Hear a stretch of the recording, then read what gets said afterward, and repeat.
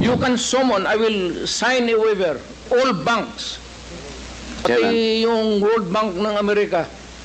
Kung may isang totoo lang nakiting, I will resign and I will ask my daughter to resign and everybody in the family. That is my guarantee. And I will hang myself. Will the former president be okay that if we draft the waiver now, that it be signed today instead of tomorrow? Will you be fine with that, Mr. President? Anong kapalit, sir? Hindi. Sampalin ko siya sa publiko. Hindi, wala naman. Hindi, ngayon na. Wala pong ganunan. Mr. Chairman. I'll give you, sasampalin ko sa Mr. Chairman. Session suspended. Session suspended.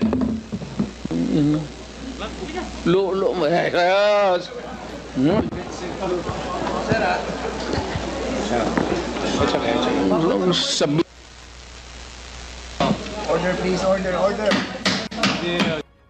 Sige, go ahead, Mr. Trillanes. So, ito po ang sige, doon po sa mga unang slides muna. Ayan.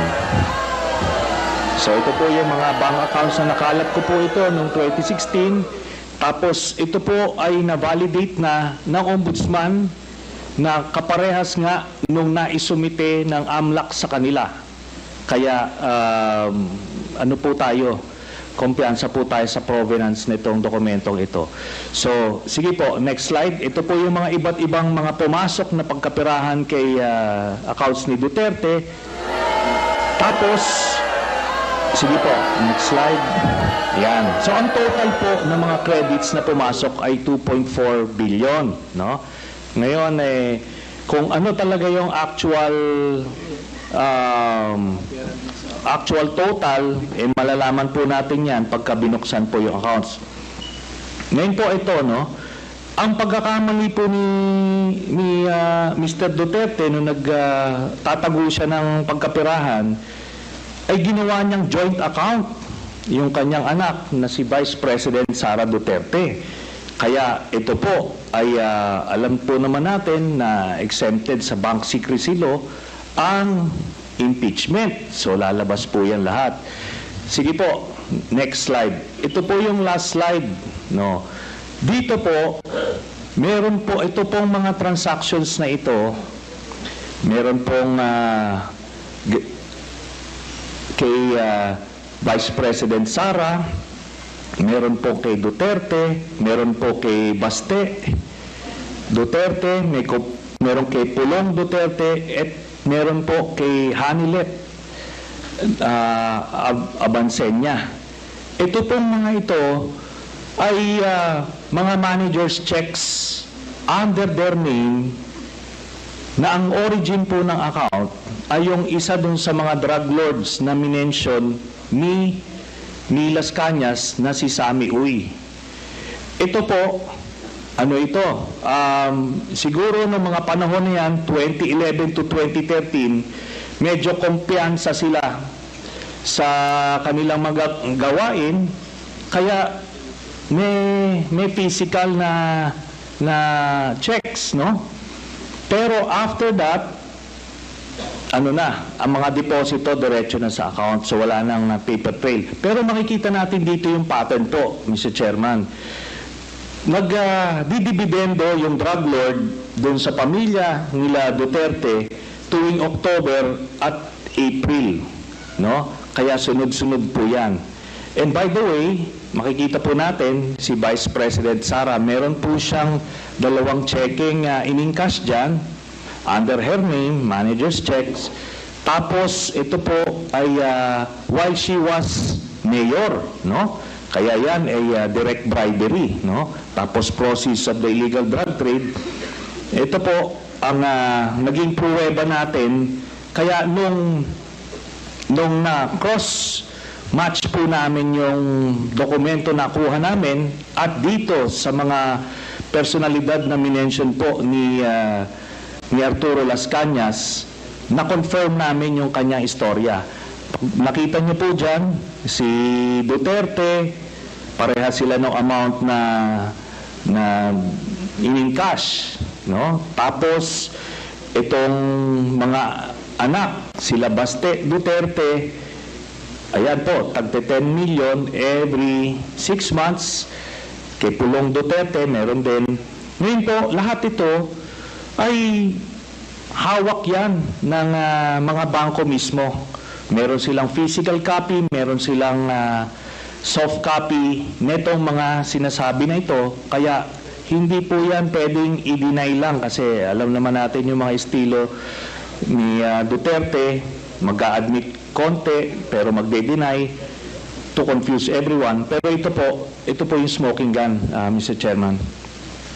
So, yan po, we concluded na peke talaga ito. Ginagawa niya yung war on drugs para proteksyonan niya yung sindikato niya na sina Michael Yang, Sammy Uy at Charlie Tan. So, kaya po nung sa Davao pa lang pinapatay po nila yung kompetensya. Tapos nung sila na ang presidente, ginawa nilang National Death Squad, ano, yung nangyari. Tapos si Leonardo nga po yung ginawa niyang point person. Tapos yung drug list na sinasabi ni Duterte, merong legitimate mga personalities doon, galing doon sa mga iba't ibang ahensya. Pero pag may kailangan silang isingit na mga kalaban nila sa drug business, sinisingit po nila doon. Kaya nga may mga tinutumba na mga involved din sa illegal drugs kasi kompetensya nila yon sa distribution. Kaya yan po lahat na yan ay napagtagpi-tagpi namin. So, kaya that would explain kung bakit protektado si Michael Yang kahit na may report itong si Colonel Asierto. Tapos hindi lang po yan, nung nilabas po yung report na yon, sa sobrang pagproteksyon nila kay Michael Yang, yung mismong gumawa ng investigasyon, yun yung gustong ipapatay at sinampahan ng kaliwat kanang kaso. Kaya makita natin dun sa mga drug lord na hindi kasabwat sa sindikato ni Duterte, ano siya, porsigido siyang patayin, pero doon sa kanilang grupo, itong mga ito na mention, Michael Yang, Charlie Tan at Sammy Uy, protektado hanggang ngayon.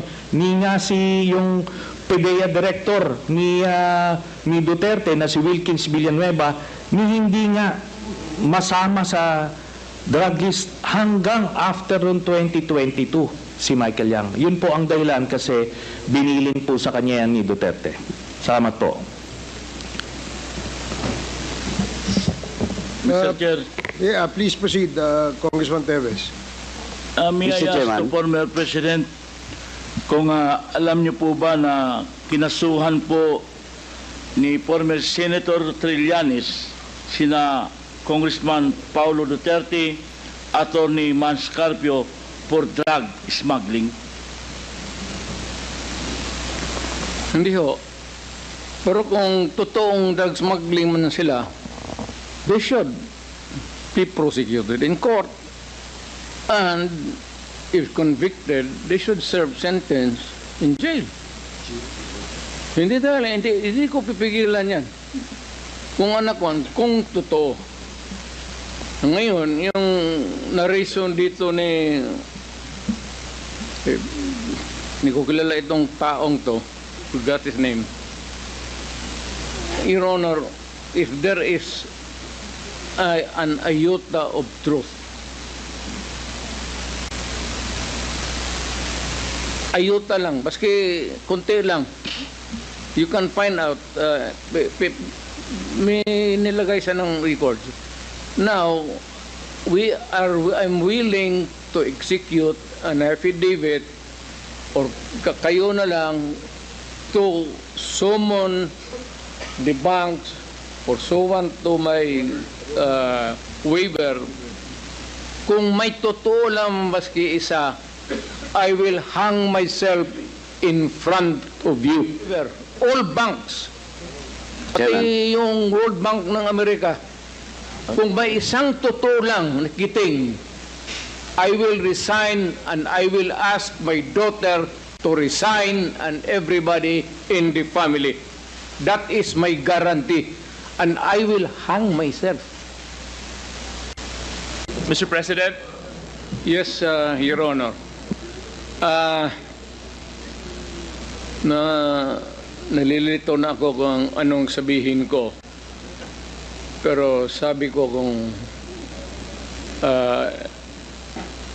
if I'm lying or if my statements are falsely stated, if there is an iota of magbigti ako. So, in the same manner na kung magbigti ako si Trillanes, dapat magsabay rin sa akin. okay, duly noted of your thoughts, Mr. President. Former Senator Trillanes, you're recognized. Maraming salamat, Mr. Chairman. Ito pong dokumentong ito po yung naging basis ko nung plunder case na final ko kay Duterte noong 2016. At ito po ay inimbestigahan ng Ombudsman at ang Deputy Ombudsman Arthur Carandang, and I think the Quadcom can invite him. Siya ang nag-conduct ng investigation. Humingi siya ng dokumento sa AMLAC at kinonfirm niya. And because of that, tinanggal ni Duterte si Deputy Ombudsman. Now, aside from that, so pwede natin, suggested by Chairman Paduano, na yung AMLAC mismo, unless, since hindi naman na siya incumbent, pwedeng ma-access yun with the waiver. Pero we've been there before. Nagsabi na yan siya na magbibigay siya ng waiver. Puro bluff yan. Pero hindi, kaya nga mas maganda kung ma-draft na po natin yan ngayon para papirmahan niya yan dito, no? Para wala nang alibay. Pero ito po, I'll be presenting later on, Mr. Chairman, a video of his actual admission of these accounts. No? So, ito naman pong mga cheque na in-encash, in-extract lang namin from that long list. Mga managers checks po yan, hindi nawawala sa system po yan. And later on, exempted sa impeachment cases, kaya pwede po lumabas yan, ipepresenta po yan. That's the smoking gun ng proceeds of the illegal drug trade ng Duterte crime family. Salamat po, Chairman. Thank you very much, Sir, I have to Senator respond Trillanes. to it. This guy Former President, is with all due respect, I'll have to follow the rules. Yeah. I will give you time later, Mr. President. I will give you time later. Just so that we can put to rest this issue of waivers, because it's been going back and forth. Will the former president be okay that if we draft the waiver now, that it be signed today instead of tomorrow? Will you be fine with that, Mr. President? Anong kapalit, sir? Hindi. Sampalin ko siya sa publiko. Hindi, wala naman. Ngayon na. Wala pong ganunan. Mr. Chairman. I'll give you, sasampalin ko sa Mr. Chairman. Session suspended. Session suspended.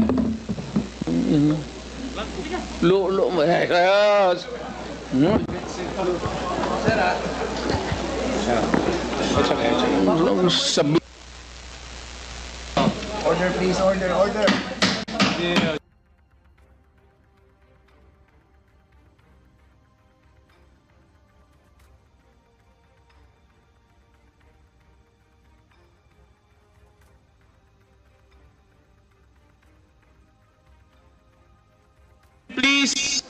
Please observe proper decorum.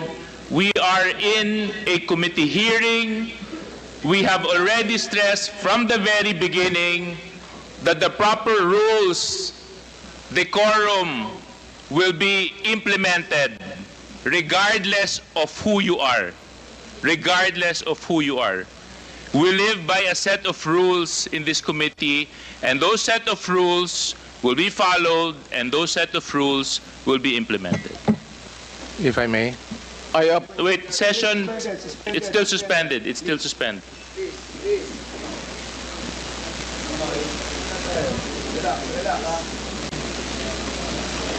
Just so that we can put to rest this issue of waivers, because it's been going back and forth. Will the former president be okay that if we draft the waiver now, that it be signed today instead of tomorrow? Will you be fine with that, Mr. President? Anong kapalit, sir? Hindi, Sampalin ko sa publiko. hindi, wala naman. Ngayon na. Wala pong ganunan. Chairman. I'll give you a no. Sampalin ko sa Chairman. Session suspended. Session suspended. Ulo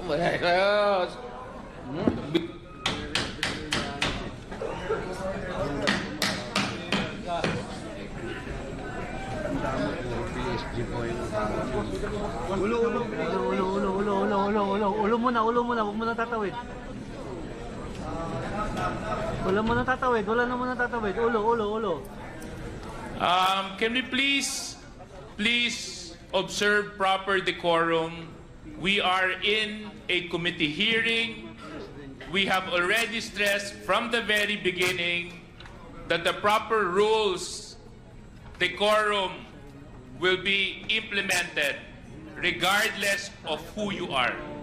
Regardless of who you are. We live by a set of rules in this committee, and those set of rules will be followed, and those set of rules will be implemented. If I may. I up. Wait, session, it's still suspended. It's still suspended.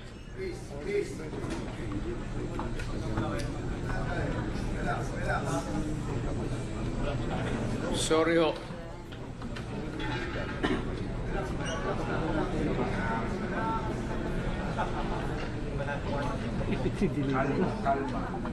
Hindi pumarin. Kalma. Magaling mo pumarin. If I may, Mr. Chair.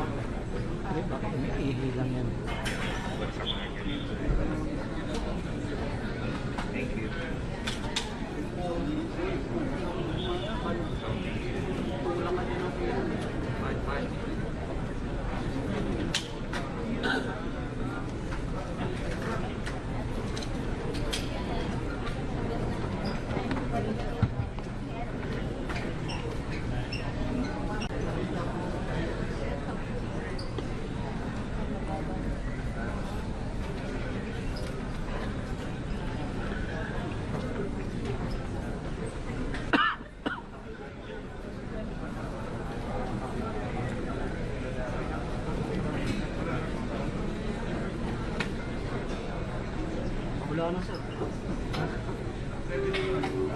Dito lang, sir. Solid, sir.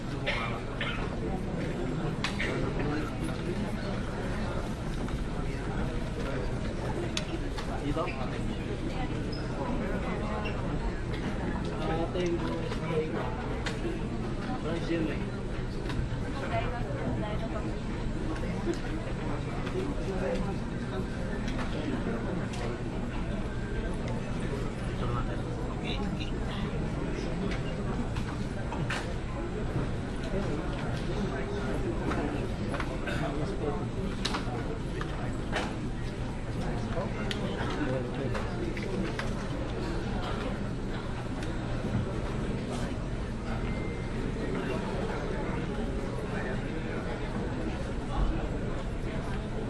Wala si ano, wala si Ace Barbers.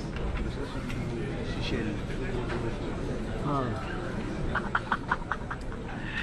Lagi si Cheldok. Oh, subo na subo. Haba na. Haba. The hearing is now resumed. Chairman? Yes, Chair.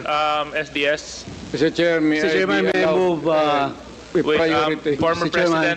President, I just would Yeah. like to apologize for the unbecoming behavior. Init sa ulo lang yun.